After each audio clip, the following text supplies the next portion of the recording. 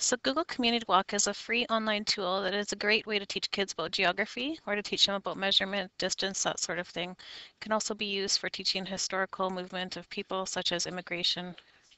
I'm just going to show you how to first of all get into the website. So you go to www.communitywalk.com, which is linked on our course wiki. From there, you're going to go over to the login page.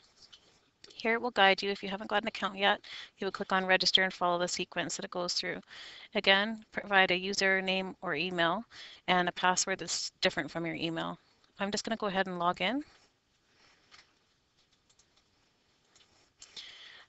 Upon logging in, you will see all of the maps that have been created.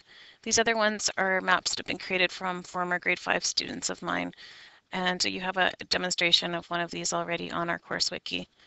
So first of all, what you would do to create a new map is you go to this section that says create a new map. Any maps you create under this account will show up in this area. On this particular one, I just have to go ahead and put in what it's asking me for here, as I want to make sure that I'm not a phishing site or spam. Then I click on Get Started. Once I have got to the creation page, this will prompt me to put in a location of where to start my map. So here I'm just going to go ahead and put Red Deer, and then I click on Next. What this does is it positions the map so it will hone in on a certain area on the map. The next page takes you to the permissions that you want to have. So this first one I would avoid with student work, as this one is published freely for anyone and they'd be able to access their work on the websites. And here you would actually, within this tool, you would have students have their personal reflections and their work embedded. So it would probably make more sense to either have shareable, so only people that they share with that link would be able to see it, or completely private. So for us, because we are all adults, I'm going to select the shareable, and that one works just fine for what we need to do. Then we click on Next. Then it's going to ask for what is the title of your map. So in this case, I'm just going to call it a sample because I'm going to delete this one. For yours, you can choose like either a vacation you've been on, or you can think of a dream vacation that you'd like to go on that you will do for this project. I'm going to go ahead and click on Finish. Once I've done that, it's going to take me to the next screen where it shows that I can put a marker. So here you can see how it just has Red Deer centered on the map. I'm just going to go ahead and put a marker where I technically don't live, but I'll just pretend that I do. So you click on this marker section right here. And then I can actually put in an address here, or I can actually just put Red Deer. So I'm just going to type in Red Deer again, search, Red Deer, Alberta. And you'll see how a marker goes there automatically for me. If I wanted to, I could select a house. So you can see how that's where you definitely want to make sure that it's private, not open to the world, especially with students' work. Once it loads and it drops a marker there, here I would go ahead and put the title. So this would be the title overall for this particular place. So here I would just put Red Deer. Do not worry about the category or subcategory, as we will not use that. Instead, here where it says description, this is where the students or yourself would write the pieces here. So this is where I would write general comments about the area that maybe I want to visit or where I have been. When I did this with my students, here's where they talked about their immigrant when they were coming across to Canada from the historical novel that they were reading, and they would talk about the things that their character had come across and the experiences that they had. So then I'm going to click on, you can see how if I click on address, whatever I typed that I had over here previously, it goes here. If I had an actual street address, it would show the street address. Again, use that with caution with students. Under details, what I need to do is I can also go where it has the website, and here I can put a different website. So for example, I already have Red Deer, City of Red Deer already bookmarked at the top. So what I want people to know is that at this particular area, this would be the different things that they can do in Red Deer. So I'm linking it to the Red Deer site. You can choose to whatever you want to link to with your map. Might be some historical information about the area, maybe a museum that you enjoyed while you were there, etc. So I just go ahead and I type it in this area that has website, and I'm going to Control V or paste it in there, and you will see how now it has the Red Deer address. This will change the title of my location to actually link to this particular address. Now right here is really important where it says order relative to other markers. I want to ensure that when I'm placing the points, I put them in order that I'm going to be linking them together. I have seen that if it's not done in a particular order and then you go to link the path later, there's been lots of confusion. So it's really important that they are very clear about where they want to go and the destinations that you want to add and that you have it in order. Sometimes when you go to change it, then the order gets kind of distorted when you're actually adding the path. So here I'm going to click on Save. Now the next step is I can add a photo. So in this case, I can add either photos that I've got access to out of Creative Commons that I'm able to use without infringing copyright. I can use Google Images or my own photos. In this case, I'm going to just go to where it says Add Photo. I'm just going to add one that I have handy off of my desktop. That'll just be a clip art photo that I can use without copyright infringement. And then I go Open, just like you would anytime you're loading a picture. Save. And you can see how it's loading here. So you might just have to give it a minute depending on your bandwidth.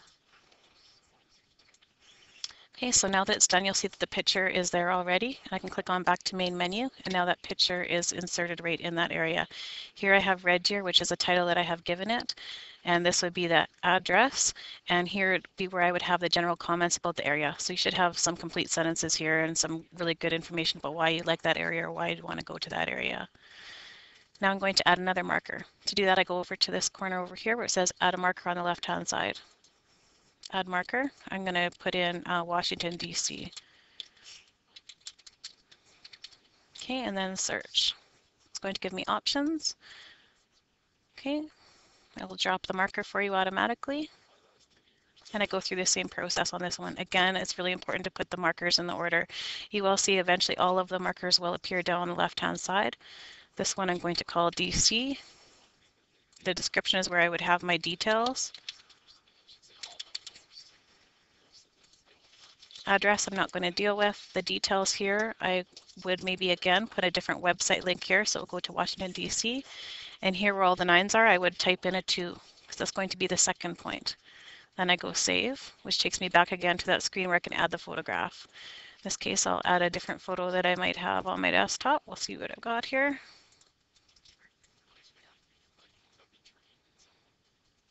I cleaned off my desktop, so of course I don't have a lot on here anymore. I'll just choose the same picture for simplicity. So then we'll go Open, Save, wait for it to load again. Okay, and then back to main menu. Now I'm just going to pretend that I have all my points located. So I'm going to zoom out on this map. So you're going to see how I have point 1 here and point 2 over here. Once all of the points are located and you have all of your details for each of those sections, then you're going to do the start path. So when I do it with kids, I always make sure they do all their points first. Otherwise, I've already mentioned there's issues with linking. So here I go on Start a Path. I click on that particular place that I want to go. I click on the next place that I want to go, and you'd see how if I had others, I would just keep clicking. So it's that easy. You will see the editor down here. You can do some more advanced functions. It also tells you how far the distance is between those places. So you can see how you could really work mathematics into this too.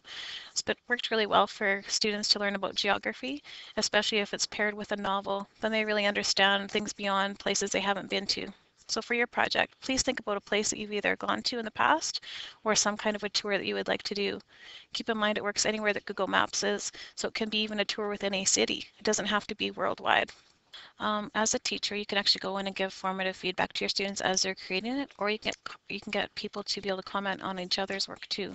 So to do that, if they had their details here, and again, they would have a longer paragraph of writing here, and you would click on Add Comment. Here you would put your name, so if it's as a teacher, you put Mrs. Christie-Bill, for example. And you would give your comment, so perhaps further details needed. Check your grammar, whatever it may be. So you can give them feedback as they go through.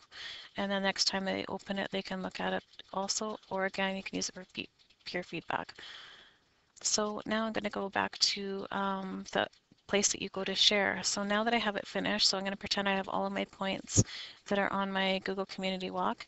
And then what I need to do to be able to share it is I click on the Share and Export tab. Now you can share it by giving them an email link, but we're going to embed it right onto our wiki portfolios. So here you're going to click on where it says Code Snippets, and we're going to use this simple version that's good for websites or blogs. So here I'm going to copy that code. Then I go back to the wiki in which I'm going to be putting that content on. And again, I just had a sample here, I already did. So then I have to ensure I'm in the edit mode, insert, down to the HTML JavaScript, enter the code here.